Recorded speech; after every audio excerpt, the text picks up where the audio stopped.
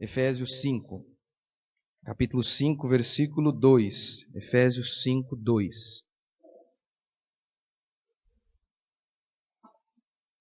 Vamos lá. Andai em amor, como também Cristo nos amou e se entregou a si mesmo por nós, como oferta e sacrifício a Deus, em aroma suave. Baixe um pouquinho, por favor. Qual é o parâmetro para você analisar a sua vida? Qual é a régua que você vai utilizar para medir a sua vida? Para saber se você está no caminho certo. Algumas pessoas tomam como parâmetro a seguinte ideia: se eu estou feliz, eu estou no caminho certo.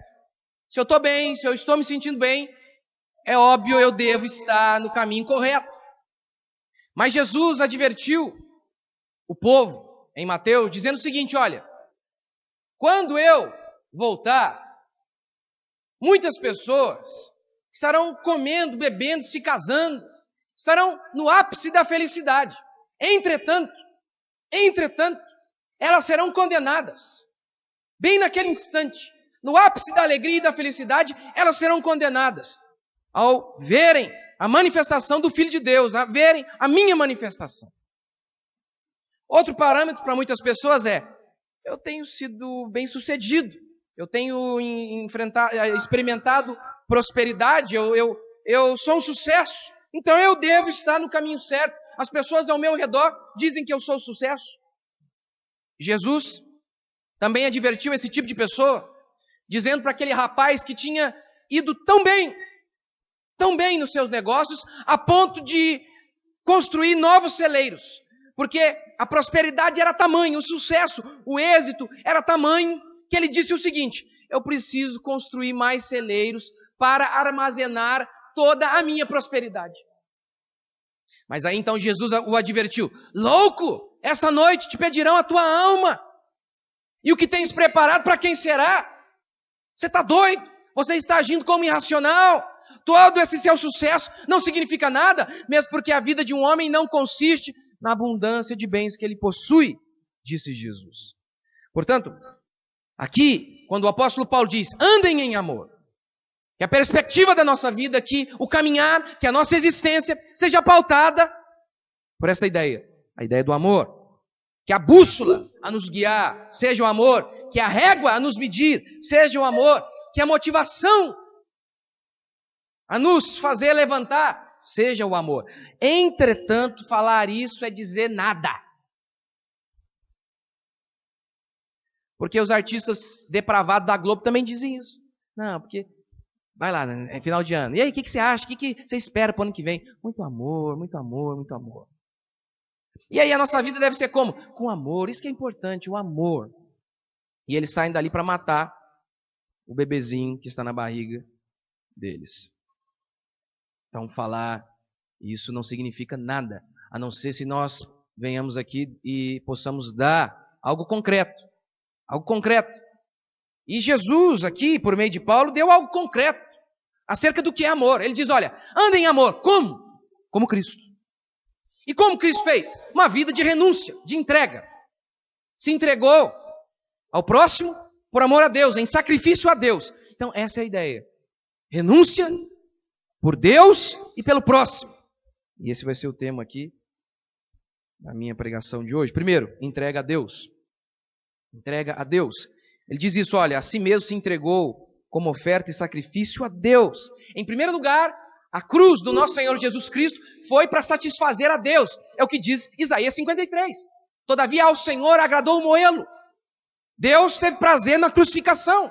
Deus Pai teve prazer na crucificação, porque ali a justiça divina foi satisfeita. Então, em primeiro lugar, a entrega, a vida de entrega e de renúncia de Jesus Cristo, não apenas na cruz, durante toda a existência terrena dele, foi por amor ao Pai. Vejamos. Na oração do Pai Nosso, ele nos ensina isso, que nós devemos orar para que a vontade do Pai seja feita. Em outra oportunidade, Jesus anunciou que a minha comida consiste em fazer a vontade do Pai. momentos antes, no Getsemane, antes de ir à cruz, Jesus disse: convém que seja feita a vontade do Pai, que seja feita a tua vontade, não a minha. Toda a existência de Jesus foi vivida nessa perspectiva de renúncia, para fazer a vontade de Deus, os sonhos de Deus, o propósito de Deus.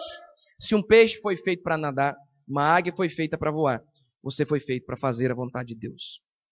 Se um peixe morre fora d'água, você morre longe do propósito de Deus. É por isso que aquele missionário que saiu do seu país, de primeiro mundo, e veio para o Brasil, quando perguntaram para ele: você está doido? Você vai abrir mão da sua família e de todos os seus confortos para ir para um país daquele?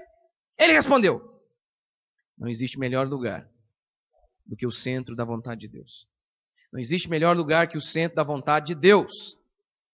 É assim que eu e você devemos viver a nossa vida. O ambicioso pergunta: dá dinheiro? Essa é a pergunta do ambicioso. Essa é a pergunta das pessoas. Para escolher a vida delas, se fazem um determinado curso ou não. Se fazem faculdade ou não. Não tem a ver muito com a ideia de chamado. Tem a ver com se dá dinheiro. Essa é a pergunta. Para escolher algo. Dá dinheiro? Dá segurança? Ele não pergunta se vai contra as convicções dele. Não pergunta. Por exemplo, eu estava pensando isso esses dias. Eu falei: poxa, imagina se eu fosse para ser jornalista. Melhor lugar para ser jornalista, mais bem sucedido, com mais visibilidade na Rede Globo. Mas eu posso até estar errado nas minhas convicções, mas eu devo seguir as minhas convicções. Eu não poderia trabalhar lá. Não tem como. Não tem como. Então eu devo seguir aquilo que eu acredito, que é o certo. É o que eu acredito que nós devemos fazer. Mas muitas pessoas não fazem isso. Não, dá dinheiro? Dá dinheiro. Então vamos. Qual é o melhor lugar com mais visibilidade? Ótimo. O religioso pergunta: é gostoso? É gostoso? O cristão questiona: é a vontade de Deus? Essa é a única pergunta do cristão. É a vontade de Deus?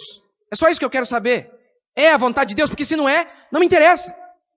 Paulo se sentia um vencedor. Paulo era um vencedor. Ao final da sua vida, ele não tinha nada. Ele não tinha dinheiro, ele não tinha reputação, ele não tinha amigos. E diz o texto que ainda assim ele afirmou: eu completei a carreira, eu combati um bom combate, eu guardei a fé. Por quê? Porque ele realizou a vontade de Deus. Quando anunciaram para ele: Paulo, não vá para Roma que você pode morrer. Estou pronto para morrer por Deus. Não me desanimem. Estou pronto a qualquer coisa pela vontade de Deus. A ideia de perseguir a vontade de Deus é o que confere significado à sua existência. A ideia de todo dia levantar e perguntar: isso é a vontade de Deus? É isso que Deus quer para mim? Esse é o trabalho que Deus quer para mim? É isso que Deus quer que eu faça? É isso que move o coração de uma pessoa de Deus de verdade? O que move o coração de um ímpio religioso, chamado talvez evangélico, cristão, qualquer nome que você quiser atribuir.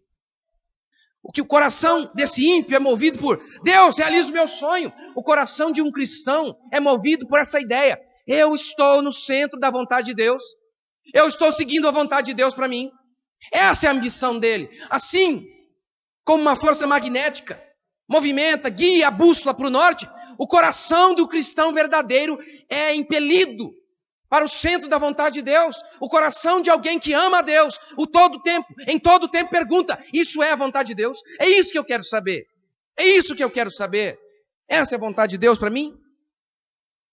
2 Coríntios 5,15 diz: ele morreu por nós, por todos, para que os que vivem não vivam mais para si mesmos, mas sim para aqueles que por ele morreu e ressuscitou.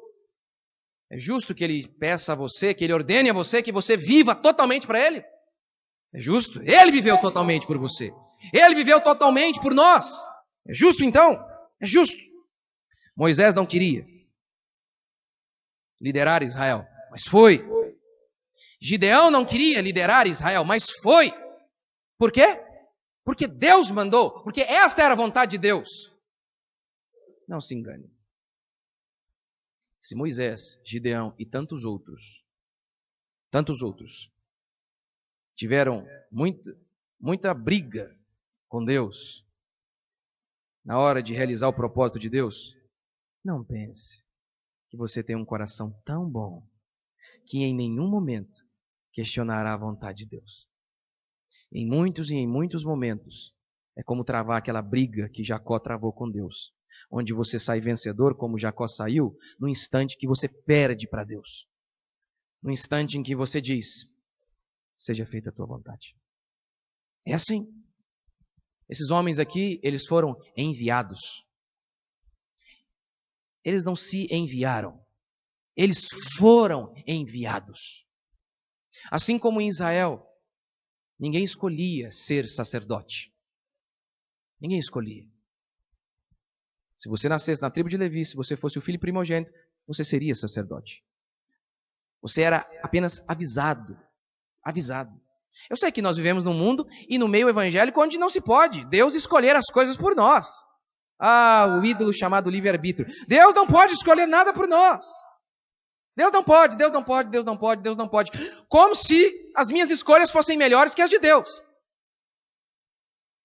Deus escolhe sim. Não apenas escolhe, como diz o salmista, escolheu e determinou cada um dos dias da sua vida. Cada um dos nossos dias estão escritos e determinados, diz o Salmo 139. E graças a Deus por isso. Graças a Deus. Graças a Deus que a vontade dele vai ser feita. Graças a Deus. Qual a sua preocupação? Meu filho quer de todo coração, ele fala todo dia, pai, eu quero ser jogador. Eu falo, meu filho, o negócio é o seguinte, primeiro que é difícil, viu?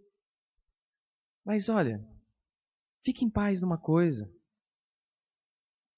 Faça a vontade de Deus. A vontade de Deus. Olha, eu queria também. E Deus quis outra coisa. Eu vou te falar, não tem melhor coisa que fazer a vontade de Deus. Você não precisa ficar preocupado. Você só precisa se preocupar em fazer a vontade de Deus. Você pode ter um monte de paixõezinhas em relação a matéria, em relação a uma pessoa, em relação ao futuro, ao seu trabalho. Agora, nossa grande paixão deve ser por Deus, porque se você estiver no centro da vontade de Deus, lembre-se de Romanos 12. A vontade de Deus é boa, perfeita e agradável. Às vezes não é agradável para a nossa carne, mas ela é boa, perfeita e agradável. É o que vai fazer bem para mim e para você. Pode ter certeza. Isso, assim Jesus viveu. Viveu para Deus. Todos os seus dias para Deus. Segundo, o que é amor? Amor é renúncia. Renúncia por alguém. Em primeiro lugar, renúncia por Deus. Em segundo, renúncia ao próximo. Jesus se entregou ao Pai. Aqui diz o texto, andai em amor. Como? Como ele se entregou a si mesmo por nós. Em sacrifício a Deus. Jesus, em primeiro lugar, amou a Deus e por amar a Deus, ele também nos amou. Lembra o resumão de toda a Bíblia? Qual que é o resumão de toda a Bíblia? Qual que é o resumão de todos os mandamentos? 2. Amar a Deus e amar o próximo. É o que diz a Escritura. Mas tem um outro... Isso aí é uma síntese, né? Aí tem um outro resumão ainda, que é o seguinte. Os 10 mandamentos. Os 10 mandamentos constituem um resumo. Os primeiros 5 mandamentos ali têm a ver com Deus. É o que os estudiosos costumam dizer, as 2 tábuas. Uma tábua se refere ao amor a Deus e a segunda tábua, o amor ao próximo. A primeira tábua fala de amar a Deus. Não tome o nome do Senhor em vão, não faça imagens e por aí vai. Porque se você amar a Deus, você não vai fazer imagens. Essa é a ideia. Por isso, então, Jesus resumiu, olha, ame a Deus. Toda a lei é isso, amar a Deus. Segunda parte da tábua é, não minta, não roube, não cobice. Por quê? Jesus resumiu em amor. Tudo isso em amar.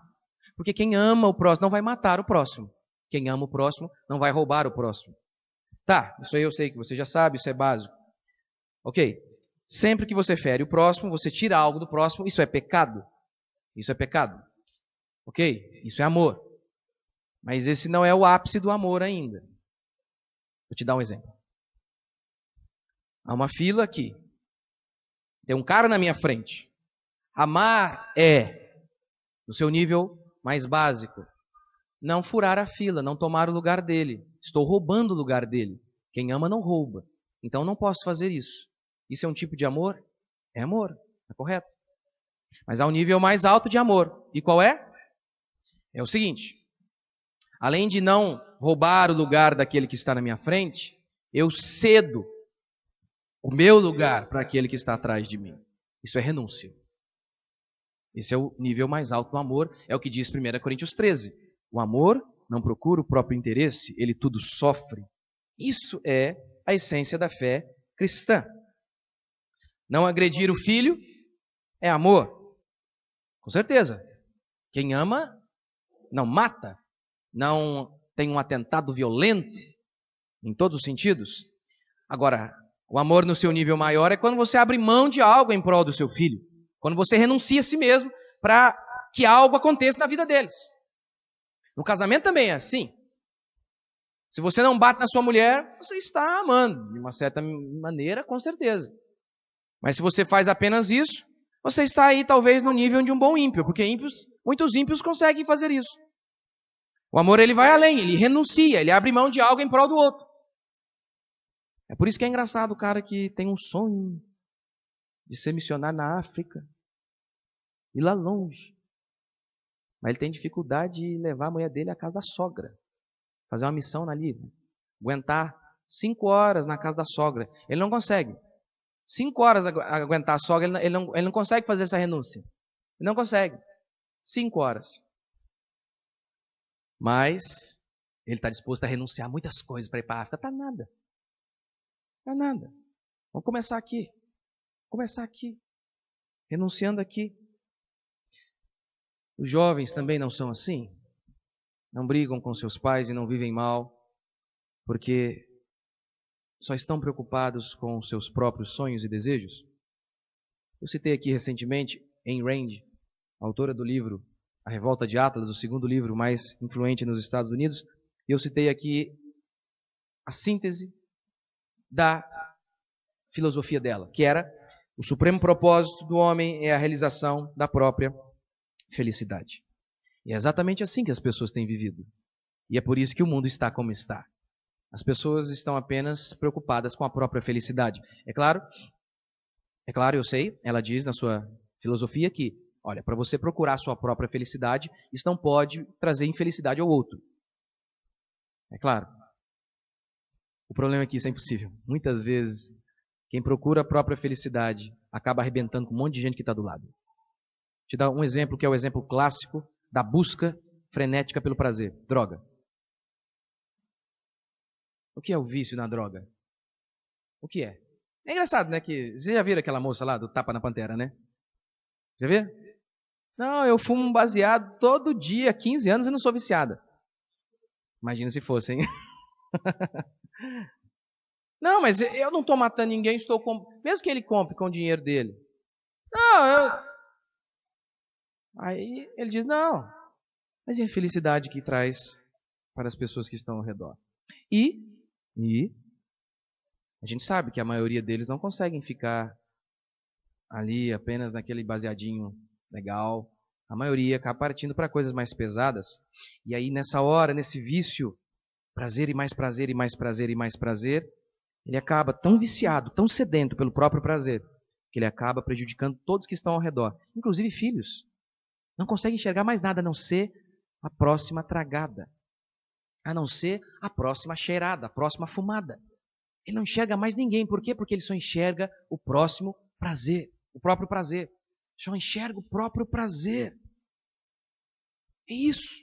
Ora, vou te dar um exemplo de como esse tipo de vida, que eu sei que nós somos tentados a esse tipo de vida todo dia, é destrutível. Totalmente destrutivo. Quantas vezes você já não sonhou? Você já não olhou aquele artista bonito, cheio da grana, cheio de poder, cheio de influência e falou: rapaz, podia ser esse cara, hein? Fala a verdade. Depois de crente, você já não falou, meu Deus. Não é mole não. Não é mole não.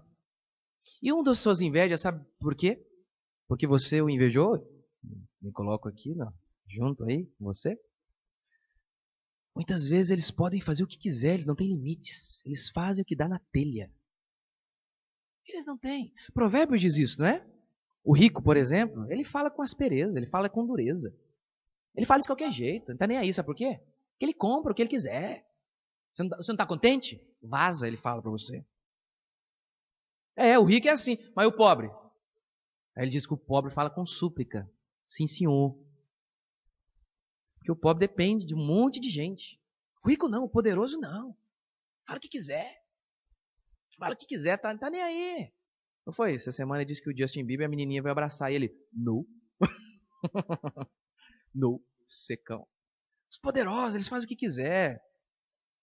Agora o carinha tadinho, que já não é poderoso, já não é bonitinho, nem rico, nem ele. Uma menina abraçar ele, ele pode falar, não, pra ela é ruim, hein? Se ele perder essa oportunidade aí, meu amigo, nunca mais. Ele não pode fazer isso. O outro lá não, ele é bonito, ele fala não pra essa aqui, depois vai ter uma fila lá. Os poderosos, eles fazem o que querem. Fazem o que querem.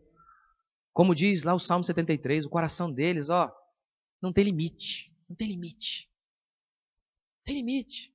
Tá lá o fulaninho lá, a ambição dele, tadinho, é lá. Só que a moedinha dele fica um pouquinho mais bonitinho. Só isso, tadinho. O artista, ele vai lá, que isso? A mulher tá feia, ele troca. Se ele quiser, ele sai com uma, com duas, com três, e com quatro, até no mesmo dia. Não tem limite, não. Aí você fala, essa é a vida. Mas como esses homens terminam? Como é a existência desses homens? Que a única preocupação deles é a realização dos próprios prazeres. Como é a existência deles? Não é raro, não é caso isolado, não.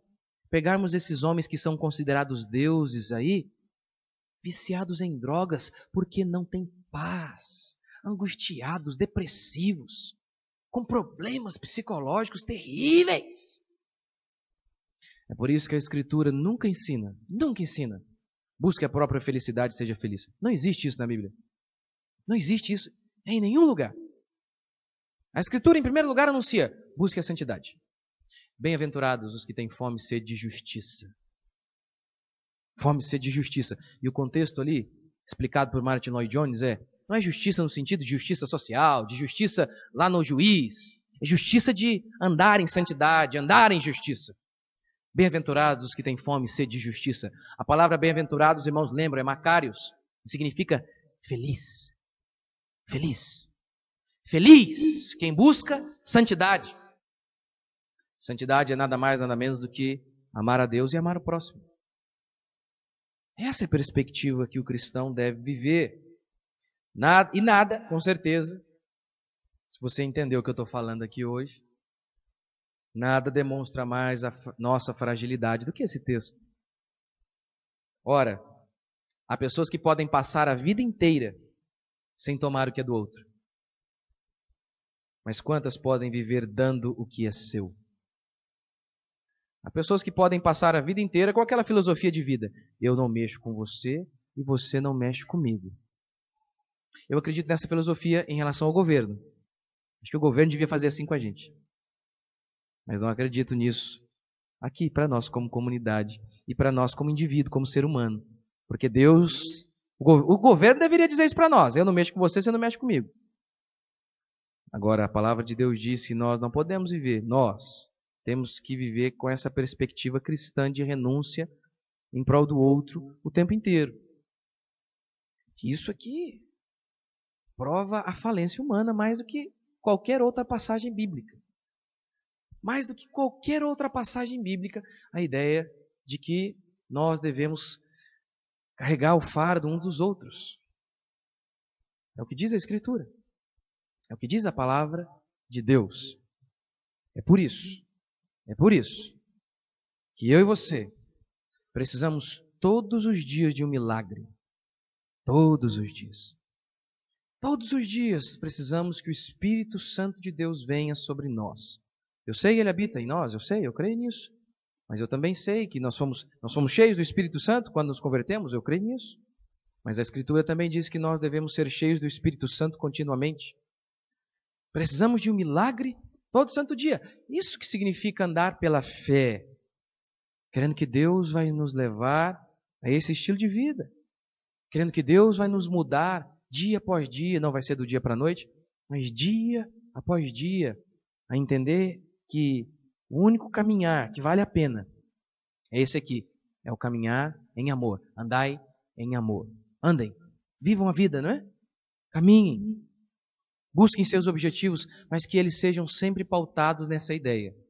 Na perspectiva de viver para Deus e também em prol das outras pessoas. Vamos ficar.